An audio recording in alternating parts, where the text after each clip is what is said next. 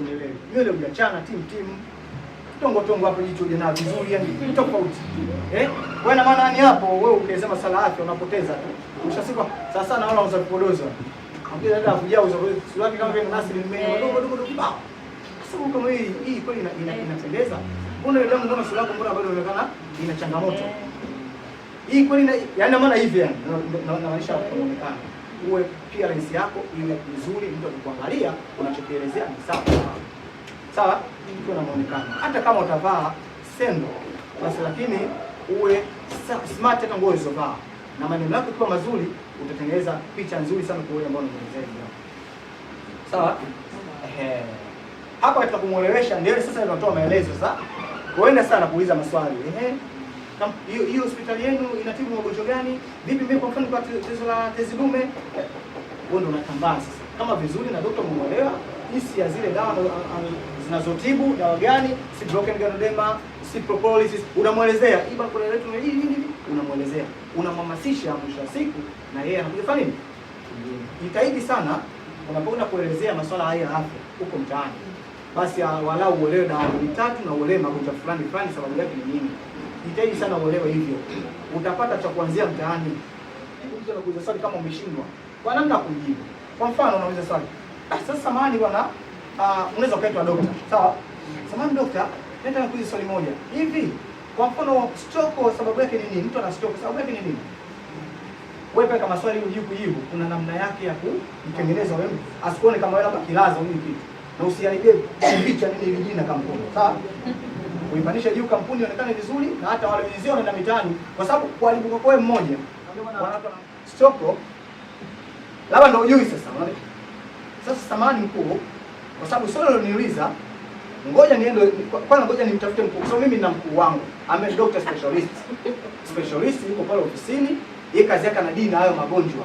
Sisi ni wahudumu wadogo kuja kuwafahamisha huduma tunazotoa katika hospitali yetu ili kuelekeza mwache kwenda hospitali nyingine ambayo tiba zake huwa muda mwingine mmekosa solution, ndio nikuto mpate solution. Tunauliwa kuwafahamisha. Sisi ni madaktari wadogo lakini kuna specialist wako ofisini. Ukija pale tu utapokelewa na specialist, utawaona bure, utapata ushauri bure na kila kitu kitaenda hivyo. Na check up utafanya kwa shilingi kadhaa, tofauti na hospitali nyingine. Basi hivyo, yule muonesha mtu mmoja anakuelewa. Usikimbie swali vizuri. Na kuchukua simu na kasikiona ipo unapiga simu unaweza call tani pale napiga hiyo unaalika. Sawa? Ni hivyo. Kwa hivyo hizi ni mbinu hiyo door to door kama unaelewa vizuri wala sio ngumu sana. Sio ngumu. Ila umpate mtu ambaye ukiambatana naye ukimpatia hata walau wiki uko naye Bennett kutoka kwa fundi kabisa door to door. Unajua kueleza vizuri. Kwa sababu kuna wengine wana connection na hizo kampuni. Sio kuharibia kukatisha tamaa hapana. Ila kuna makampuni mengi nimetembea. Hii mimi nimeingia toka 2018. Hii tena. Sawa, toka 2018. Hii kampuni Tanzania imeingia toka 2014. Kina Jonathan, kina Macha hao ndio zetu kwa kwanza wamekamata hii kampuni. Sawa, toka 2018 mimi nimeingia hivi. Tukafanya outreach kwenda Kilwa, Lindi huko, tukaenda zetu sehemu moja Tumagoro panaitwa Mlimba, tukaenda zetu wapi hapa bwana? Hapa ni Manyara, Babati, Dareda huko Garapo tuliingia kote tukafanya outreach. Ukitaka kujua raha hii tena nenda outreach. Utajua raha hii tena ikoje. Kwa sababu vijijini sisi wanakuheshimu sana kuliko huko vijijini. Vijijini tunaheshimika sana. Vijijini hata kimpa iflazi. Bana hiki peperushi anakitunza na kuchukua mtu mmoja muhimu sana ndio kumwokoa maisha yake. Tofauti huko sasa tunajiita ajenda sababu sasa tushapita sehemu nyingi hata kujua sana watu wa mjini kwa hiyo tunaona kama hivi wote ni waongo. Lakini vijijini unaheshimika. Unaenda kule Manyara, Babati, maeneo Magugu, Dareda kule si wapi Galapu tumetembea kote mpaka Kondoa, hivi vya Masango. Watu huko wanaishi huko na wanapajua. Tumetembea huko tunaheshimika vibaya mno. Na hii kampuni inajulikana serikalini. Kama unakumbuka ni kumbukumbu kampuni hii ndio yule mchina anakujaga na meli pale bandarini. Kipindi kile cha Kikwete akawa anafanya kimo bure. Ndio Mr. Goma yote ile. Sawa? Watu fanya check up bure na kuangalia kwamba Watanzania wana changamoto gani wa Afrika. Wakaangalia Afrika changamoto zao kubwa ni afya na uchumi, wakaleta kuulizia. Sawa? Na historia hii kampuni iko makao makuu yake iko Hong Kong. Sawa? Hong Kong. Lakini hii kampuni sawa ina viwanda vyake huko Hong Kong, China. Sawa? na inalima mashamba makubwa makubwa, lengo kupata bidhaa kuzitengeneza kuwa nini dawa. Sawa? Kwa mfano kama unaona ile nani hiyo broken gallodema. Dawa ipo broken gallodema ili ya kuondoa uvimbe. Ile dawa ile imetengenezwa kwa uyoga mwekundu na magome ya unga wa mti wa algae. Mti mmoja tu algae. Mwalgae ule umestaga unga wake utengeneza na uyoga mwekundu, wakatengeneza kuwa vidonge wa kuondoa uvimbe, kupasua bila kufanya operation. Sawa? Kwa hiyo wanalima mashamba makubwa makubwa kwa nafuu, na wanaingiza kwenye viwanda, yanasindikwa, yatengenezwa dawa. Ile fish oil walichokifanya wa China, wamekwenda chini ya bahari. Kuna mti mmoja ile ni fish oil. Wale fish oil inatokana na mafuta ya samaki.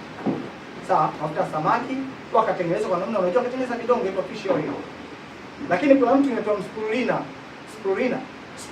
ule mtu uko chini ya bahari, kwenye kina kirefu chini ya bahari. Watu wamediving kule, wakaenda kuchuma ile majani, wakaibuka nayo, wakaja kutengeneza mti mdawa unaitwa spirulina. Hizo spirulina, daktari wa afya akija kufundisha hizi dawa, anakuja kufundisha vizuri sana spirulina kazi yake ni nini, propolis kazi yake ni nini, swimming tea kazi yake ni nini, ginkgo kazi yake ni nini, zote kufundisha. Na hapo ndio unakuwa master vizuri. Ukiingia door to door, unajua kumweleza mtu kwa sababu mpaka unafika hatua kuitwa daktari. Mimi hapa fani yangu kubwa ni massage physiotherapy. Sawa?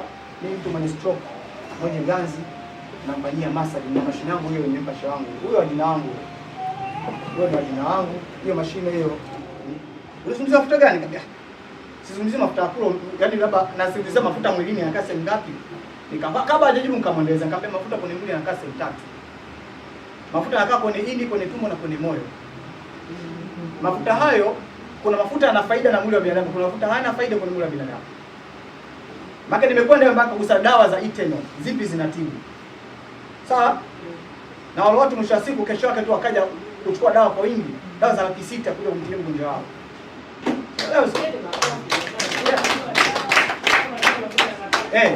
Nikamwambia mafuta kwenye mwili yanakaa sehemu 3, kwenye ini, kwenye moyo na kwenye tumbo, kwa sababu tumbo ndio shimo la maradhi yote. Haya mafuta kwenye moyo ndio yanasababisha mgonjwa kupata stroke. Stroke sasa imetokeaje? Nikamwambia, naam, swali zuri. Kwanza mkumbuke, figo na moyo ni vitu vinafanya kazi kwa ushirikiana. Ni vitu ambavyo vinafanya kazi kwa kushirikiana. Figo rafiki yake moyo na moyo rafiki yake figo. Ina maana figo ikishindwa kupeleka maji kwenye moyo, basi maana anampa taarifa bwana moyo, mimi sina maji, ulikuwa mkubwa. Yale mafuta yamebana kile vile vipenyo vya nini? Nikamwambia safari na Neema, moyo una shake kwa sababu damu inagonga, inarudi haipiti sehemu husika. Sawa, pale tunaita, kuna lugha ya kitaalamu tunaita vascular resistance, ukinzani wa mishipa. Damu yani moyo unahangaika, unarudi na una shake, damu inarudi juu. Ikija juu inakubasi mishipa miwili. Mishipa hii imekaa kama X hivi. Huu damu unatoka mimia huku na damu unatoka mimia huku. Kwa maana ukiona mgonjwa hata meno upande mmoja, hata stroke upande na stroke upande, kwa sababu damu inatafuta njia kupenya idondoshe damu huku ili huku kuwe na uhai. Sasa inakata mawasiliano, inaingia kwenye ubongo, huku kunapooza, huku ndio kunakuwa hai. Kwa damu sasa itakuwa inazunguka upande mmoja na rudi hivi, huku usha stroke. Wazuri? Kwa kuna cerebellum na kuna cerebrum. Mishipa miwili tofauti. Mishipa hii ambayo hii ndio inamsaidia mtu, hii cerebellum inamsaidia mtu nini? Ile kumove. Ile tunasema nini, balance ya kutembea, hayumbi, hapepesuki, anatembea vizuri tu hivi. Ndio hii mishipa inafanya kazi hiyo cerebellum. Kwa umetoka kulia kuja kushoto na umetoka kushoto kuja kulia. Ndio vizuri. Hapo unatembea vizuri shake. Sasa hii badala yake kwa mtu mlevi au kuna pombe kipanda kwa kichwa.